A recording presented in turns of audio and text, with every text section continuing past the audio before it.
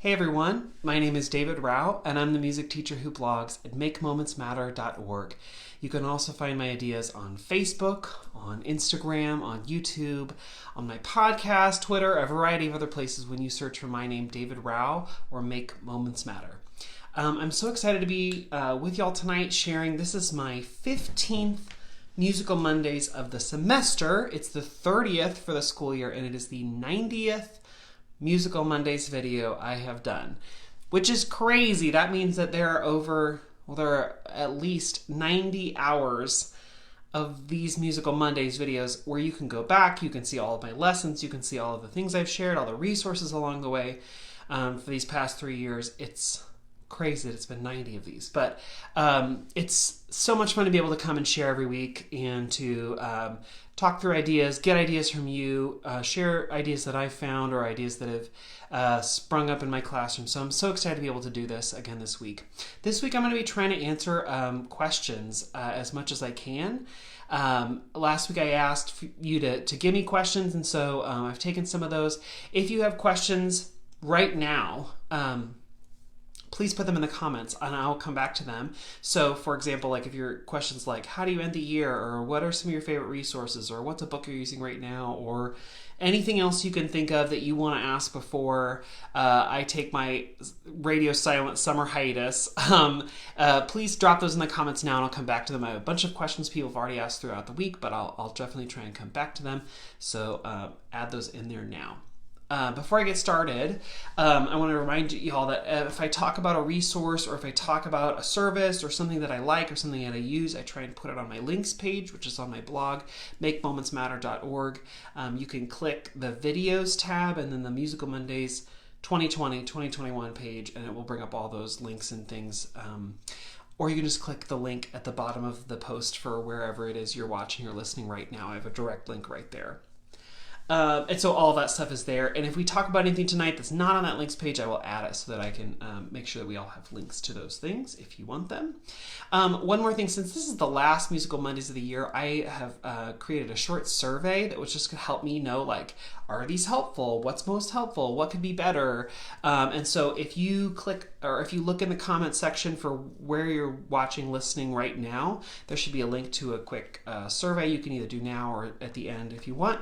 On Instagram, it's going to be in the link in profile since I can't link it directly in the comments. But that really helps me out to know, like, are these helpful? Is it helpful? How's it helpful? What can I do better?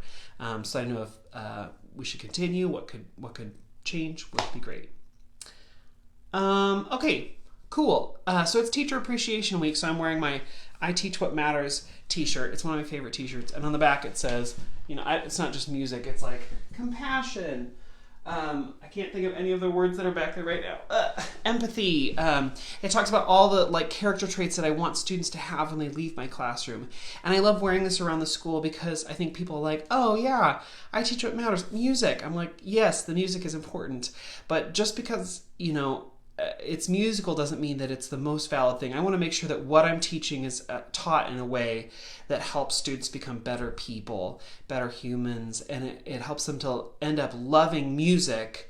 But I hope that what they get most from my classroom is learning how to work with others, learning how to be empathetic, learning how to understand the world through a different lens, maybe. So that's why I love wearing this t-shirt around, especially in Teacher Appreciation. I appreciate all the teachers who taught me to be this way and to look for the best in others. So, my blog is named Make Moments Matter, not Make Music Matter, but Make Moments Matter. I think every moment is important. We can find ways to teach our students to be the best people they can be. Anyway, quick soapbox, but happy Teacher Appreciation Week. I hope you all are having a great week. A couple quick things before I jump to your questions. First, a couple videos that have been so much fun that I've been sharing in the last week. I sort of use them throughout the year for different things, but I love saving them for the end of the school year because they are super visually appealing and kids love them, and they spark such great discussions. There's a band called OKGO, and probably many of you are like, yes, I know those. And they have these super, super creative and inventive music videos. For example, in one video, they go on an airplane that simulates zero gravity. And so for the entirety of the video, they're like floating around in this airplane. And it's not just floating around, then they get really creative. They start like opening up suitcases full of like balls or disco balls or candy or water balloons filled with paint and like just all sorts of things, so that by the end of the video there's just like stuff everywhere, and it's a super fun visual experience that it seems unreal. A big part of their videos is like, this must be CGI. It's not usually CGI. It's usually like camera tricks and camera effects and things, so that it's actual moving throughout the space or moving in a special way. So those videos are so much fun. There's another video that it's for their song called "The Moment When," I think is what it's called, and the idea of the video is so much can happen like in a moment, and so to sort of be in the moment, I guess. And so anyway, they take this series of events that happen in 4.2 seconds, super fast things, all again super visually appealing, very colorful, and they show you all of that happening in 4.2 seconds, and then they slow down the video, and their song is synced to match each of these things. It's like the most wonderful visual experience you'll have, because it's like super colorful. It all lines up with the music. It's fun to see it happen. And the kids are just like, things are exploding. So kids are like, I'm here for this. So it's a super fun video. What I do after that video, and with all of their videos, is I try and make some connections to something that's happened. So for example, in that video, "The Moment When," I think that's the name of it. I haven't linked on the links page, but I can't remember the exact name of their song. In that video, I try and talk about, like, if you were going to create this video, what kind of jobs would you need? Like, who would you need to be there to make this video? Or who would need to be involved? Okay, well, a cameraman, lighting designer, set designer. Okay, the musicians. You'd need to have a producer for the song. You'd need to have a sound mixer, a sound engineer. You'd need to have probably some stagehands, probably a lot of them. You'd need to have probably some maybe pyrotechnic people, because there are things like shooting and exploding.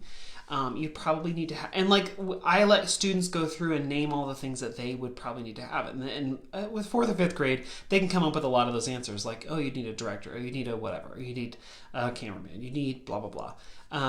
I love that. Because again, we have like, a focus on jobs and on careers and vocation. And so it's fun to talk about like who would need to be there to be involved in a video like this. One of my favorite ones is at the end, I'm like, we've exhausted the entire list of all the people. And I was like, there's one more person I was thinking of. A janitor, because there are like all these things exploding and paint spewing around and like water balloons exploding. And so like the kids are like, oh my gosh, yes, you would need a janitor because you need to clean up. There's so much to clean up. They have a series of videos, and one of the things I love about the videos is they are super visually appealing.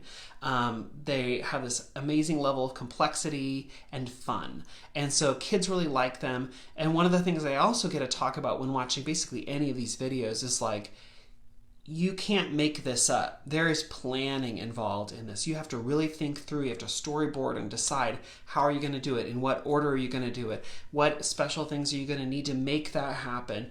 And then how does it link up with the music? Why would they do this specific music video? How does that enhance their song? And so that's a super cool thing. They also have fun partnerships with corporations. We can talk about why a band might maybe decide to do that. And so it's always fun, and they're super visually appealing. So I have a link to that on the links page. My favorite one, "The Moment When," it's my favorite one, but I don't know the exact name. But I think it's called "The Moment When," and it's linked there on the links page. So that's a great video to show. I think showing music videos is fun any time of year, but especially this time of year. It's a fun thing I like to slip into a couple different grades. I also wanted to share that I got a book off of my wish list this week. So for years, I have had these lists on Amazon. They're officially called like ideas lists, I think. But basically it's like a wish list or a shopping list from Amazon that I'm able to share. And so these lists, I've got like a list for ukulele resources. I've got a list for puppets. I've got a list for teacher resources. I've got a list for teacher books. And then I've got lots and lots of lists of books. So a list for like books that would be great for Black History Month, books that would be great for Latinx History Month, books that would be great for musician biographies, or musician like history of their life, books that are books based on songs. And I have these lists on Amazon so that like any of y'all could go look for them, and you don't have to buy them from Amazon, but Amazon will compile them all, and then on each Amazon listing you can find the ISBN, you can find the author number, you can find the publisher. So if you want to buy it from Amazon, you can. If you want to buy it from somewhere else, you can. I've been doing this for a couple of years, and I've got a ton of these lists. Well, this weekend, I'll start by saying very recently my partner and I bought a house, which is exciting. We're first-time home buyers. Very exciting, but there's a lot to do. So we've been taking a lot of trips to like the hardware store and figuring out paint, figuring out, you know, are we going to have somebody come in and change out light fixtures, or are we going to have the floors done, or, you know, like all sorts of things, or like what are we going to do with landscaping? I mean, there are all sorts of things. Oh, and packing, and lots going into that. But this weekend was a time where we were going back to the hardware store to get more paint, and it was going to take a little bit. And the hardware store we go to happens to be right next to a Half Price Books, a used bookstore. And I was like, I will be going into the Half Price Books while you are in buying paint. Is that okay? Yes. So I went in, I knew that like I only have like 20 minutes. I got to really focus this. Usually I go into a used bookstore and I'm like, I will see you in several hours. I am going to go look through all of the children's books, and I will have piles, and I'll have to decide what I, you know, like that's normally what I do at a bookstore. And this time I was like, I have 15 to 20 minutes and I must be focused. What am I going to do? So I went, instead of just perusing all the books or going through at my leisure, I got onto the Amazon wish list, those lists that I've been compiling, because while I have lots of books on there, books that I've seen or tried or watched or whatever, I don't actually own all those books. I wish, but I've either seen them or borrowed them from a library, so I put them on a list for you to see those recommendations. But I went through and I was like, what can I find here at this used bookstore? And so I like went down the list. I was like, nope, they don't have this one. Nope, they don't have this one. Nope. And I just like kept like, I pulled one up and I went and I looked, and I pulled one up and I went and I looked. Well, the one that I found was one that's been on my list for like years. And it's Little Melba and Her Big Trombone. I've wanted this for a long time, and I've just never gotten it or never been able to find it, or has not like made it up to the top of the list. And so I took a picture and I posted on Instagram and Facebook like, oh, I'm so excited to get it.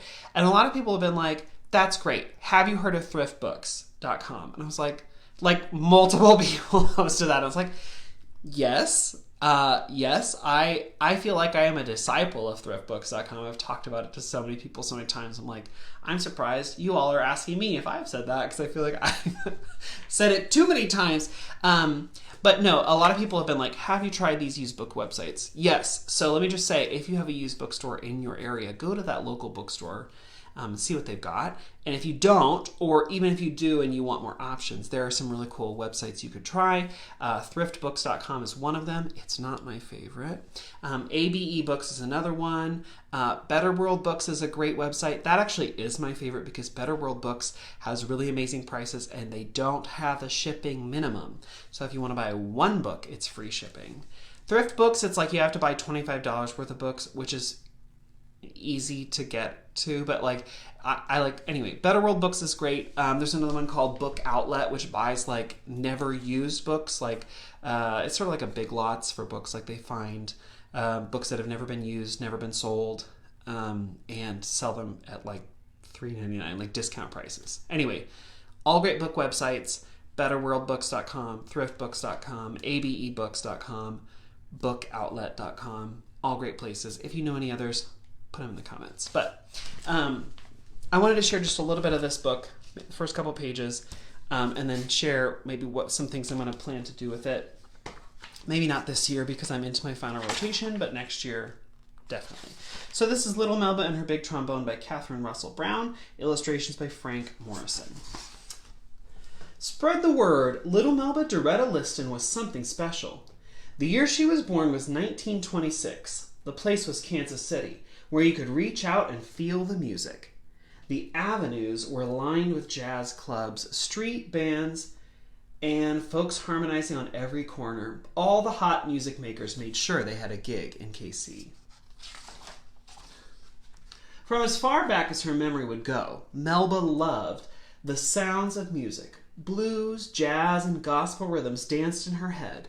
The plink of a guitar, the hum of a bass, the thrum-thrum of a drum, the ping-pang of a piano, the tremble of a sweet horn. Notes stirred and rhythms bubbled all through Melba's home. She couldn't get enough. Music was always on her mind. She daydreamed about beats and lyrics.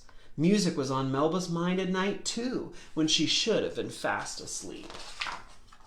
So it goes on. She talks about her influences. And then she gets a chance to sign up for music class. What instrument should I play? Melba wondered. At the traveling music store, Melba eyed a long, funny-looking horn. That one, she cried. It's beautiful. A trombone, Mama Lucille frowned. It's big, and you're a little girl. Please, Melba begged. Mama Lucille bought the shiny trombone on the spot. She couldn't say no to her only child. Melba beamed from ear to ear and squeezed her new friend. So, first of all, this has been on my list for a long time. And now that I'm back teaching in Kansas City, it's perfect because she's from Kansas City. So obviously, I must have it. So I got it for a whopping $9.49 when the original is like $16. And this is like basically untouched, this book. There's like no rips, no tears, no stains, no nothing. It's like basically a new book. Anyway, it goes through, it talks about her life, talks about all the things she does, talks about, you know, struggles and problems that she had, being the only woman in a band sometimes, going out and touring, and how she became you know, even more famous, and how she grew, and her career changed through the years. It's a really, really cool book. So what would I do with this book? Well, obviously, I could talk about, for me, I could talk about other people, famous musicians who are from Kansas City. So we could talk about like Charlie Parker. We could talk about the famous jazz saxophonist. We could talk about Janelle Monáe, who's still acting and producing and singing and rapping. We could talk about, you know, we could talk about that aspect if we wanted, because we live here in Kansas City and Melba's from Kansas City. We could also talk about the trombone. We could talk about the brass family. We could talk specifically about how the trombone is different from other instruments. Like she talks about that funny long horn. Well, we could talk about what makes the trombone special and different, and why you might choose that or why you might not. And then I would probably pair it with some videos. So on the links page, I have a couple of videos. One is actually a video of Melba playing. It's not great quality because it's like from I want to say I saw on YouTube it said 1945, but I feel like that's wrong, but maybe. I have to go back and look. But it shows her playing in a band with other musicians, which is pretty cool. I bet you could find maybe some other videos. She lived until 1999 and played for quite a long time, so I'm thinking you'd be able to find some really good videos. So that was just the first one that I found that I wanted to list on the links page. I also would just maybe do some videos about the trombone itself. If you talk about the slide and how that works, there's a cool video. There's actually a musician who has a ton of videos. I feel like he's in like a German military band, but anyway, he puts a GoPro on the end of his trombone. I say that because sometimes he's in uniform, and anyway. But you can see as the slide goes in and out, the camera goes in and out. It's hilarious. Another video I really love, and I show this all the time to kids, is this video that you can search it if you look for Circo de Trombones. Trombones. Anyway, and I don't know exactly the origin of the video, but it's like a circus. I feel like it's like an after-school TV show, but it's a circus, and in the video, trombones come out and play. There are clowns, because circus.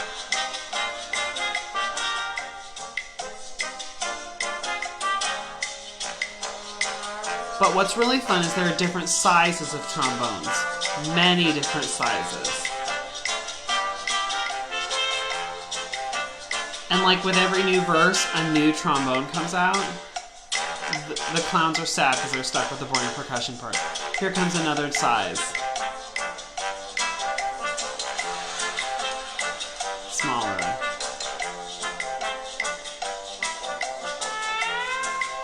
So really small. It gets even smaller that there end up being like 7 trombones and then one that is obviously a fake because it's like this big.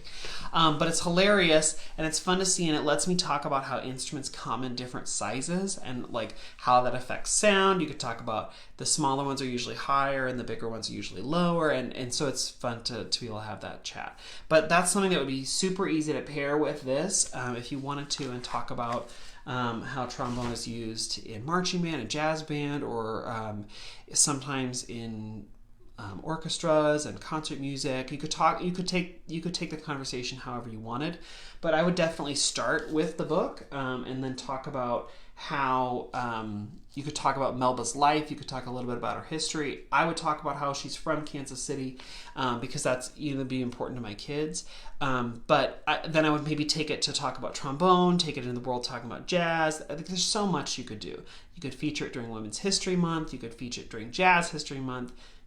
You could have it out anytime. So it's just a super fun book, totally worth going and finding at your local used bookstore or online at one of the used book websites if you wanted. Okay, so let's get to your questions. Like I said, today is a day where last week I asked, if you have any questions, leave your questions. And I'll try and answer them on our last Musical Monday video. And so that's tonight. So if you have any questions about like, what can I do for the end of the school year? Or how did that Garageband thing go? Or, what's your favorite book to use right now? I don't know. If you have any questions or thoughts or whatever, drop them in the comments now. I have a couple that are from last week that people started asking last week, but if you have any now, leave them in the caption or comment, whatever, and I'll try and jump back to those before the video's over. So a couple questions folks have asked. Here's one. Our school of 500 students is looking at making all K-5 specials classes 45 minutes in length next year. This is a pretty big change for us since we're used to 30 minutes for K through 3. I'm curious if you have any tips for how to structure lower elementary classes, especially K1, to keep them engaging for a class of that length. Okay, I would say 2 considerations. One, if you're thinking about changing the structure of your class, one is to think about what content you would use and how that would fit into the overall structure. The other would be to think about classroom management, because asking kids to stay for a longer period means you're going to have to alter your management style. So let me start by saying the management thing first, and then we can talk about content.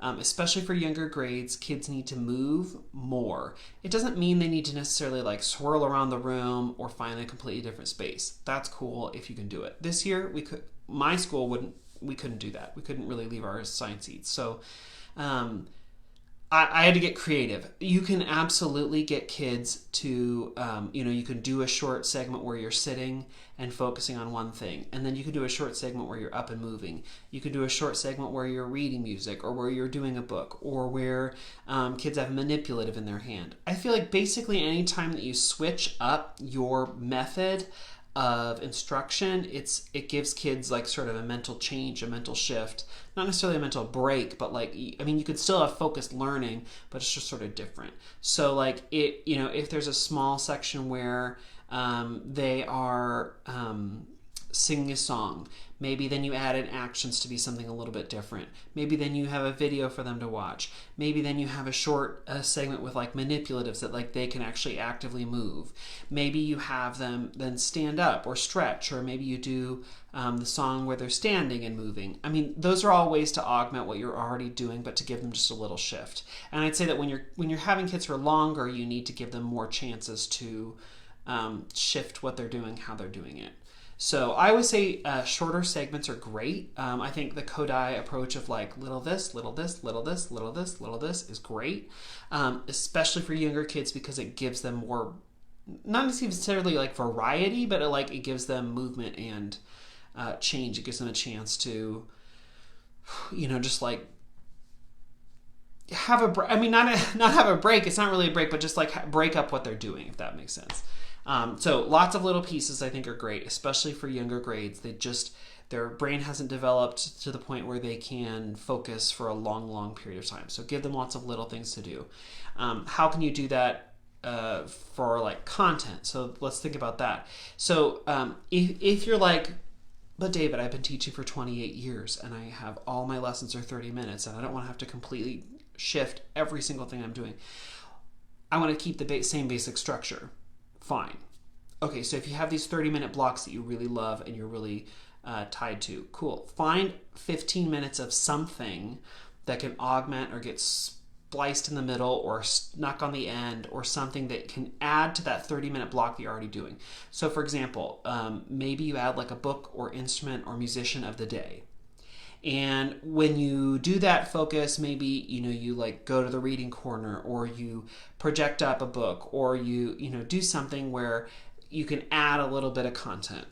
That's easy to do. We have so many cool books. We have so many great musicians we could focus on. We have so many instruments that we could like take a second and talk about how they work, talk about how you use them, even if you don't have one in your classroom. The steel drum, I don't have one of those, but you could definitely talk about how it works and what works and maybe give like an example of how you maybe make one. You could show a video of what they sound like.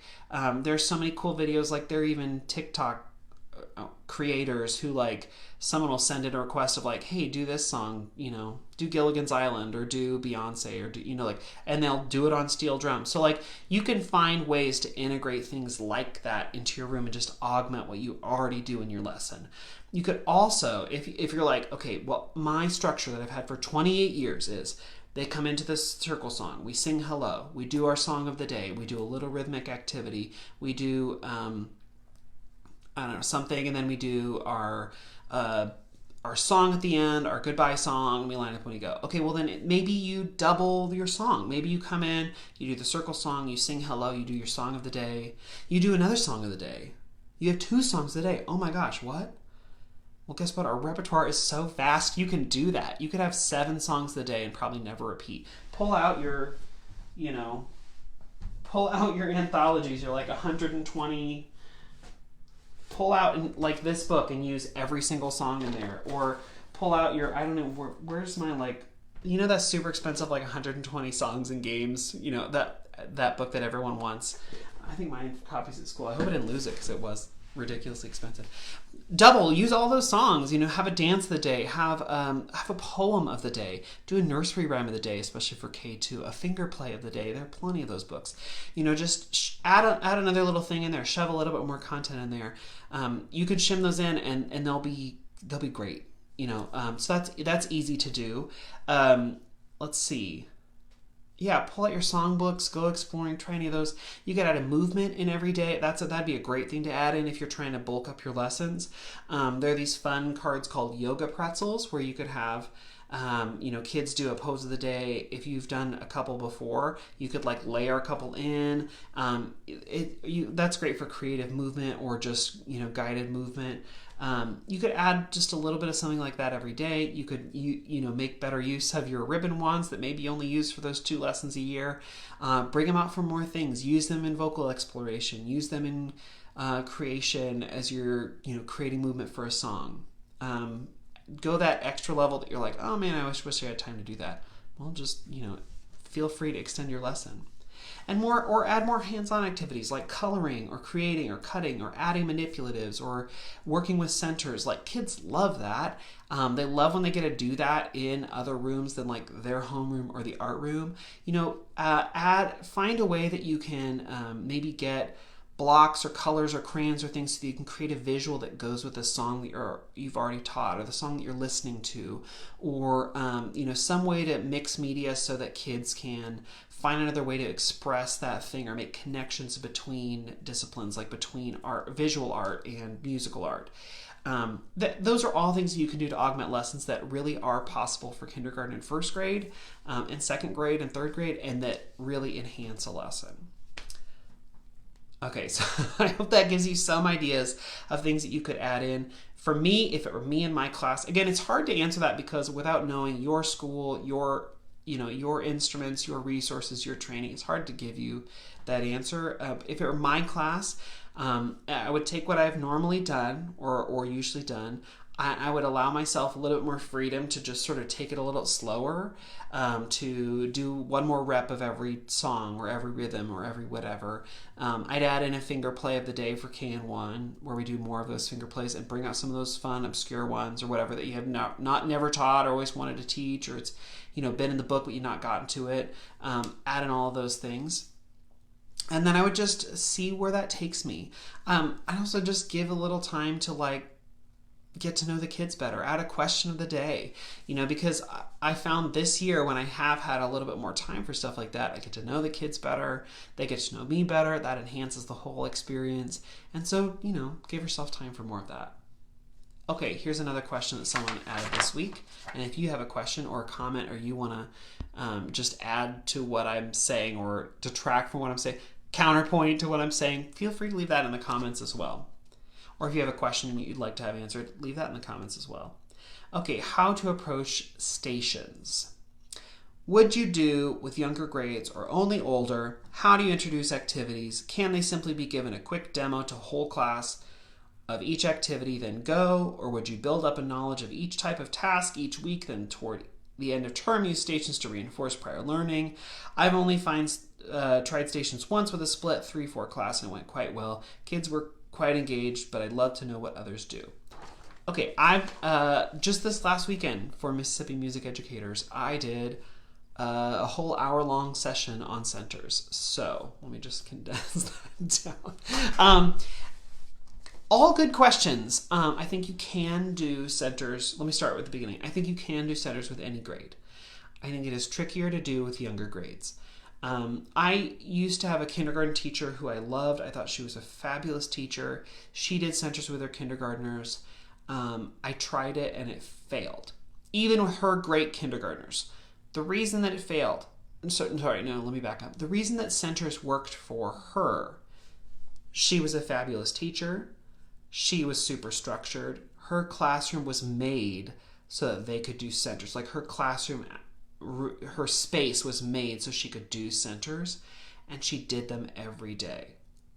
I don't have that luxury. My room is not built for centers. It's like multi-purpose. My room is built for movement. It's built for instrument playing. It's built for singing. It's built for watching videos. It's built for, there's so many things it's used for, but centers is sort of more specific, so there's areas for each thing, and my room is just really not arranged for that, especially because I have great K through 5, all different grades. And also she had the repetition every day. We don't have that. If you saw students every single day, you could build in a structure. That the reason centers work and when they work, it's because kids have done them more than once. It's not just hey, centers for a day. It's hey, we know how the rotation works. We know how the logistics work. We know that what's expected of us in each center, and then we can interface with the content. That's how centers generally work. If you can't build up that repetition, it might still sort of work, but it doesn't work as well. So the thing I tell people about centers is try it, do it more than once. Do it a couple times. Kids like repeating that, but it's going to just take a little bit of repetition. So for K1, that's hard. It's harder to just grab and go the content. For older grades, they get that idea of the centers thing a little bit faster. They get the process, and they get all the logistics. So you can do K1, maybe second. It's probably going to be more effective in third, fourth, or fifth, just because they pick up things quicker, they understand things quicker, maybe they've done centers before in other places. It just depends. When I taught at my school where I saw kids once every 7 school days, I didn't do centers. When I see kids once every 5 weeks, I'm not going to do centers. That's this current year because of COVID. If I see kids twice a week, I might do centers. And maybe it's not going to be all year. It's not going to be, but it might be 2 or 3 or 4 class periods in a row of centers and different material or different things every time they come. The other part of your question was, can you give a quick demo to the whole class of each activity and then go and do it? Or should it be things that you learn throughout the semester, and then sort of the culmination activity is a small version of that in a center? I would probably lean towards the latter of the option. Like I would lean towards like, we've done these activities in classes as a whole class, or we've done them in small groups, or we've done them in other ways. We've done this sort of activity and then you put it into a center. Like that's what I would suggest.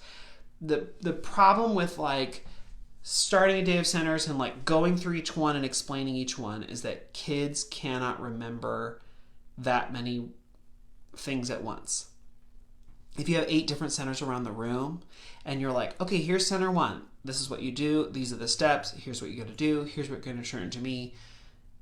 3 things, right? At center 1. Okay, great. Here's center 2. By the time you get to like center 4 or 5, kids cannot remember what you said at the beginning. I probably couldn't remember it.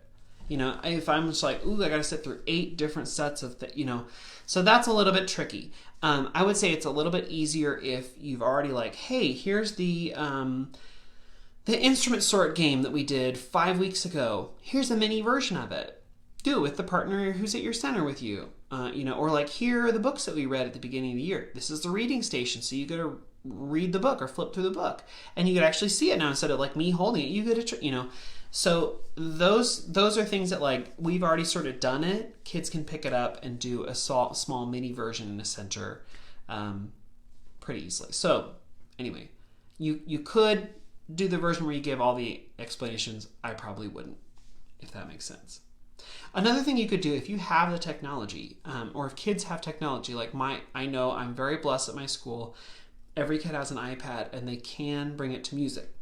I could have a QR code, one of those quick response codes. And if you don't know what I'm talking about, one of these codes, the funky little squares with the little squigglies in it, you could have a QR code, you can make those, and you could have a QR code to a YouTube video where you explain like, hey everyone, here's a 15-second explanation of what you're supposed to do.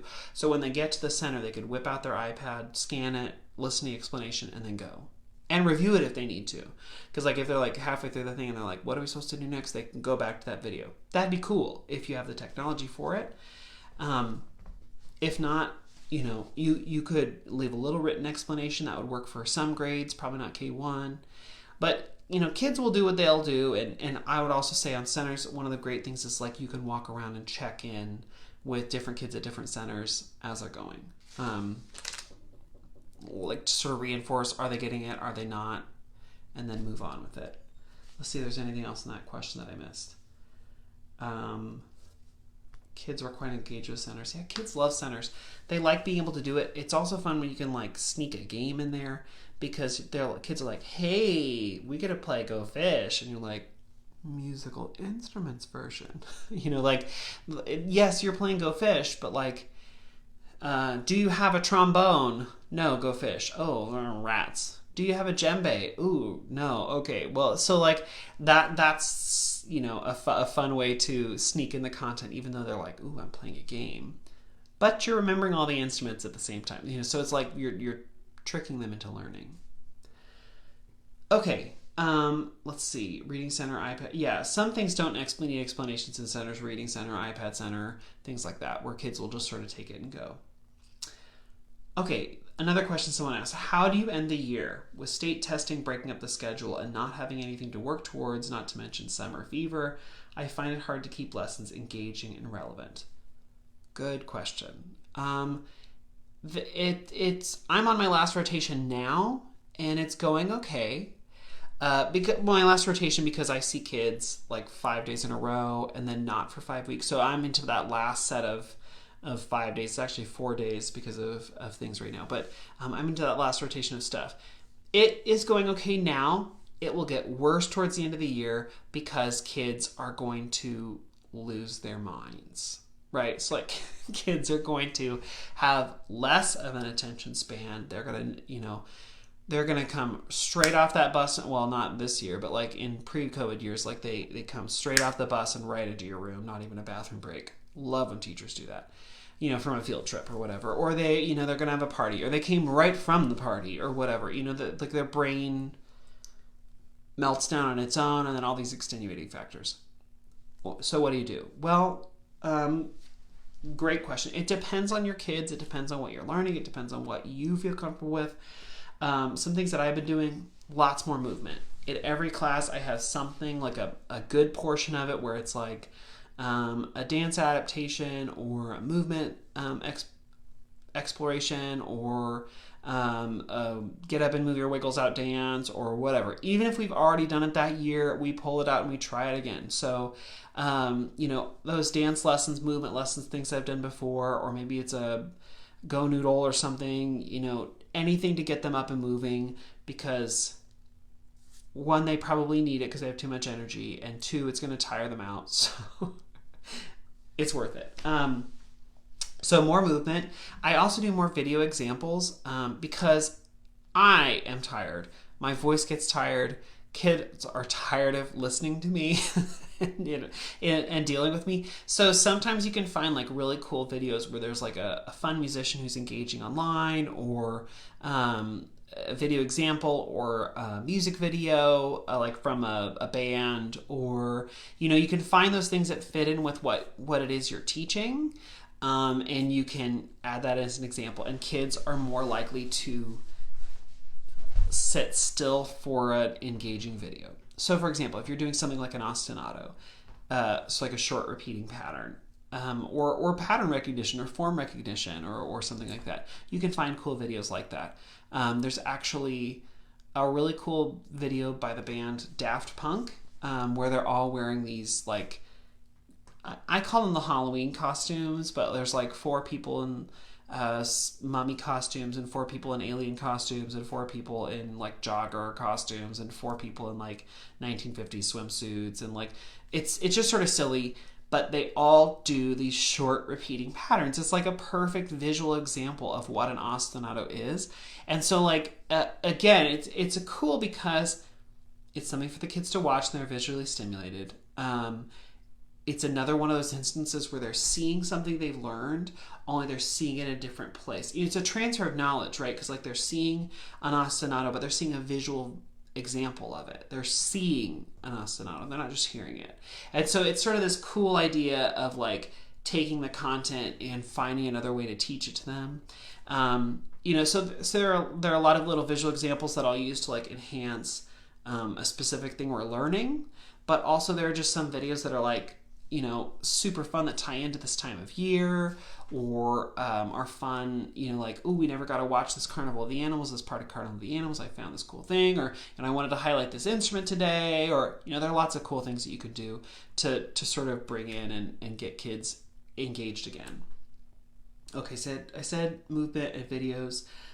More kids creating. So there are a couple different versions of that. You could have, like I said earlier today, you could have like, a musical example or a musical piece or something where kids get to create a visual example of what that is, using manipulatives or crayons or iPad sketches or something to create like a visual for it. You could do listening maps, kids creating their own listening maps. It could just be like their creation of, their like an abstract visual representation of what that music is to them. It could be, like kids creating like a composition, like not just like a visual or something. It could be like kids composing. I've been really successful where like kids have taken popsicle sticks and created rhythms, or whiteboards and created rhythms, or their iPads and created rhythms, and then we like we engage the rest of the class and like challenge the class to read all the different rhythms, or maybe read those rhythms and then play it with rhythm sticks, or play it with a non-pitched percussion or something. So it's like kids creating it, kids playing it, kids making it come to life. And it's more engaging because they're making it, like I'm not telling them like, here's the thing you can do, but like they're getting to do that. So kids love doing that. Another way you could do another extension of that, like kids creating, is like Garageband or Google Chrome Music Lab, or something else where like kids get to create and share. Kids love being able to create and share. For me, we have these iPads, and so I've also had kids like create a loop in GarageBand and then share it, or create something on Tune Train and then I airplay it up for everyone to see it. And I never just I'll talk about that in a second, about GarageBand and how we augment that a little bit. But it's fun for kids to get to share what it is that they've made. They love that. Other kids like seeing what their friends have made, and so that's a great way to enhance your lesson. And there's one other thing I was thinking. Oh, and then we just rehash old lessons, like those favorite old lessons. I'm like, oh, hey, like it'll be like our hook for the day. Like, oh my gosh, you know how much you always used to ask to do Sasha, or you always asked to do, Monster Rhythms or whatever. Guess what? We get to start the day with that. And so like that'll be like the hook of the lesson, will be the thing that we start with, is like their favorite thing from the year. And so it's a fun way to like recap things we've already done. It's a fun way to like redo them and see if the kids actually can like complete the activity. And it's just a fun way to sort of rehash that information and bring it back, but also like you're not scrambling for like, oh, what can we do that they're gonna like? Pull the stuff that that they're gonna like and sort of redo it, and then add another layer. Add something else to make it like even more exciting, or add a, I don't know, contrasting rhythm, or play along to the song they love so much, or there are so many things that you could do that just sort of add another layer to that. Like if there's a music video they really love, give them rhythm sticks and let them do a little ostinato along with it, or keep the steady beat along with it. Or my kindergartners, that's a great one. There was a song that we really liked, a visual, like a music video we really liked. Well, we kept the steady beat while we were watching it, on our knees or on our shoulders or on our head or whatever. So that's just another thing you can sort of layer in and add. Another person asked about Garageband, and they said, how did it go? Well, great question. It went okay. I was worried about that earlier in the year because I wanted to try it but didn't know. One of my frustrations with Garageband is there's just so much to do. And Garageband is this like super high-powered tool to help. I mean, you could like create an album on GarageBand. Like you could maybe not super well, but you could like engineer an album and create and do stuff. That people do that. So I mean, it has all the tools for that, right? Which is not helpful for third graders. They don't need those tools. So like it's almost like too many options, too high powered, would be really great for middle or high school, but it's almost too much for elementary. So I always love and hate when those like IT tech people, trainers come in to train and are like, hey, here's this really amazing literacy tool for you K1-2, and here's this really amazing math tool for you older upper elementary, and here's this really great lesson for blah blah blah, and here are these cool book reading apps. Oh, David, music teacher, well, your iPad comes with GarageBand. That's music, right? I'm like, yeah, but that's like me going to the IT person being like, hey, I've got this really cool MP3 player from 2008. That's technology. You're gonna like it, right? It's technology. Or like, I mean, like, here's this really cool computer that does nothing that you actually really need it to do, but like it's a computer, right? It's like, that's technology. Like I don't know. It's just yes, it's musical and it's on your iPad, so like you should be able to use it. Well, okay. Anyway, that's always my fight of like, don't tell me GarageBand's the answer. It's too bad. Anyway, so yeah, Nikki says, I wish they would have made a GarageBand Junior. Agreed. But there are things now on GarageBand that are accessible for students. What I found is I needed to give them chances to do a couple things. I need to give them a chance to explore. So the very first time we did GarageBand, I took them through a bunch of the options and features of GarageBand and showed them some things that like they could do with it. Ooh, you can strum the string instruments. Cool. There's a virtual drum set. If you tap the things, it plays the sounds. Cool. Okay, there's this other, like some of the stuff they could do. Ooh, here's the thing where you can like play with volume or play with speed or play with intensity. It changes so kids can sort of see. All great stuff, right? The beat sequencer is like my favorite thing of all of GarageBand that you can do on the iPads that is actually super helpful for elementary. Okay, that's it. They experiment. They need to see. I showed them all these sort of things. I gave them time to experiment and try with headphones. And they went and just sort of wandered, tried. Yeah. And anytime an administrator tells me like, that's not a great teaching strategy, if they ever, I've never had anyone say that, but if they ever say that, I'm going to be like, this is literally the strategy you use for staff and staff meetings. Like, here's this new thing, like, go explore and like, see how it works. That's That's always where. Anyway, but actually, kids do get a lot out of that exploration of like trying, changing settings, seeing what they can find. They help each other, they help one another, they help me, and so it's great to let them explore a little bit. But I found that like we got to have like a partial day to explore, and then I have to give them a task. I have to give them like one set of GarageBand and be like, "Great, I'm so glad you explored. Now, using the beat sequencer, here's what you must do." Or try the beat sequencer for a while, and then here's your thing. So like my thing was they had to have a created sequence. They could do whatever they wanted in as far as like length or style or speed or whatever.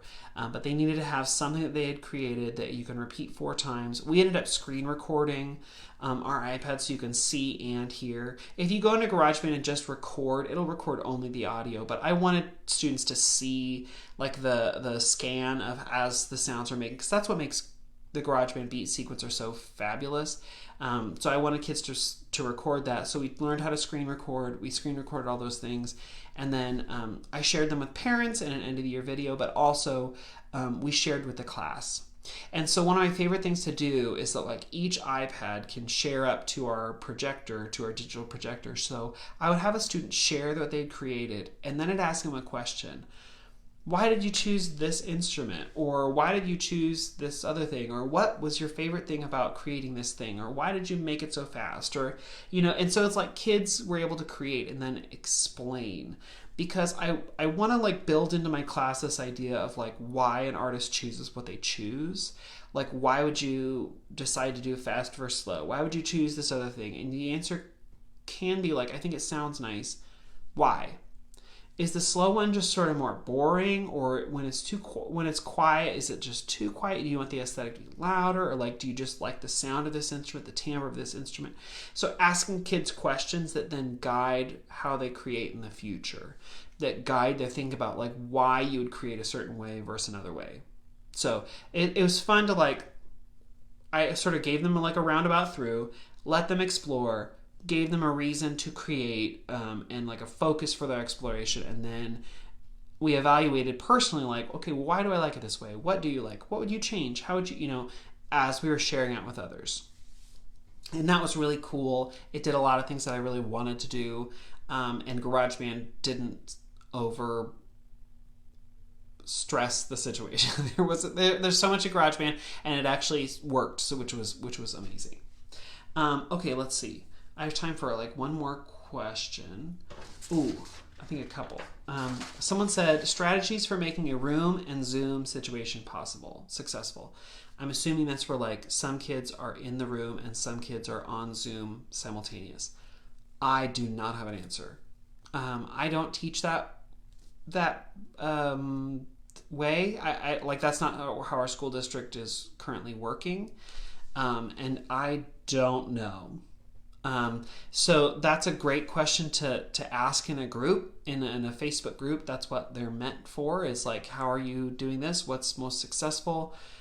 I'll be honest, I'm not sure. So I would say that's a great question to keep asking and seeing how people are going to do it, and know that probably it won't continue. Well, hope that it won't continue into the next school year, but it's a great question to like ask peers who are also doing that. And I'm not one of those folks, I'm afraid. Okay, suggestions for summer PD. I personally would suggest that you go to Orff Schulwerk summer teacher training. That's what I've done, and I know the value of it, and I think it's a really great way to build on your skills and your knowledge level. I know there are also trainings for Kodai and for all sorts of other things in the summer. But I personally have done Orff Schulwerk training, and I know that it's a great thing. So that's what I would do if I were you. It shows you possibilities. It shows you pedagogy. It gives you so much great content. I think it's amazing. So how can you find that? You can go to aosa.org. And there's a way to look up like summer education, and you could find one by area, you can find it by school. You could also ask around. I would ask if you're part of like a local music education association, a local music chapter, local Orff chapter. Ask other folks like, hey, what are you doing? What have you done for training? What would you suggest? And see what people are up to. Many courses are running this summer. So I would check into that. There are also going to be some really cool offerings for like curriculum design, decolonizing the music room, just lots of like cool things that you could do that have an online option too. So I would just say check the music teacher Facebook groups for publicity. Again, ask your local chapters, your local ORF chapters, your friends, hey, what are you doing? What have you heard of? And see if there are some like in your area that are maybe in person, or look for the ones that are online. I know that SMU in Dallas is offering some things that are online and some that are in person. I know some others sort of around the country, but it's worth tracking down and looking. Some things like ORF Schulwerk, you just can't do online. There's just so much that is in person that AOSA has said like there's just not a way to do an online version. But some people are doing online things that are, again, curriculum or theory or philosophy related, or more content. There are a lot of things that you can get out of online trainings too. Okay, so I'm at the end of my time. A couple quick things. Thank you so much for coming along. This is the 90th Musical Mondays video. It's my last one of the school year.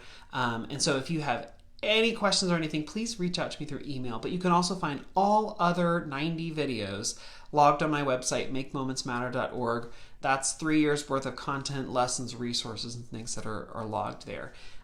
If you would be willing, there is a link for feedback for me to let me know like what's going well, what could I change, what could I add, what could be augmented, what could be thrown out, to let me know how these videos are going, if they're helpful or not. At the bottom of the caption for wherever it is you're watching or listening right now, there should be a link for you. And Instagram, it's on your LinkedIn profile if you want to go and do that. I'll say that if you complete this survey for me, there is a thank you freebie at the end that you would get if you completed the survey. But I would just appreciate it for the feedback. Anyway, thanks so much for coming along with me, everyone, this year for another 30 videos for Musical Monday videos. I'm going to be doing other things to stay connected. You can find me on my blog. You can find me on my social media. But I won't be back to doing these weekly videos until next fall. So thanks again so much, everyone. Have a great week and have a great end of your school year. Bye, everyone.